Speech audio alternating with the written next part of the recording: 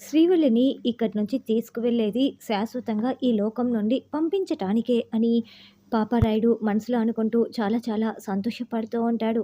అప్పుడే ధాత్రి, శ్రీవల్లికి మీతో రావటం అస్సలు ఇష్టం లేదు బాబాయ్ గారు.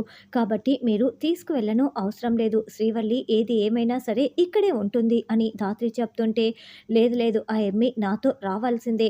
నేను అస్సలు ఒప్పుకోను. ఇక్కడ ఉండనిచ్చేదే లేదు అని పాపారాయుడు చెప్తాడు. తనకిష్టం లేకుండా తనని ఈ ఇంట్లో నుంచి ఎవ్వరూ తీసుకువెళ్ళలేరు. నేను అస్సలు ఒప్పుకోను అని ధాత్రి చెప్పటంతో అప్పుడు కౌశికి, చూడు జగదాత్రి, నాకెందుకో మావయ్య చెప్పిందే కరెక్ట్ అనిపిస్తోంది. శ్రీవల్లి ఇక్కడ ఉంటే సమస్యలు పెరగడం తప్పిస్తే తగ్గడం అంటూ ఏమీ ఉండవు. అక్కడైతే సంతోషంగా ఉంటుందనిపిస్తోంది. ఎందుకంటే ఈయన కూడా మారిపోయారు కదా! కాబట్టి శ్రీవల్లిని పంపించేద్దాము అని కౌశికి చెప్తోంది.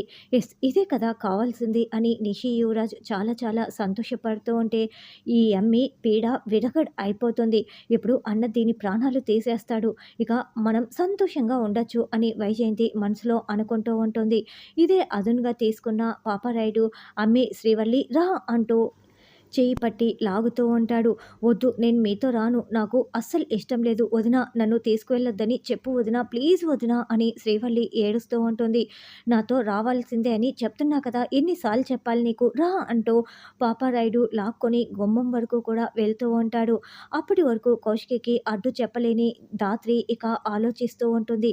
ఉన్నట్లుండి ధాత్రికి ఏదో ఒక ఉపాయం తడుతుంది. దాంతో వెంటనే ఆగండి అంటూ అరుస్తూ ఉంటుంది.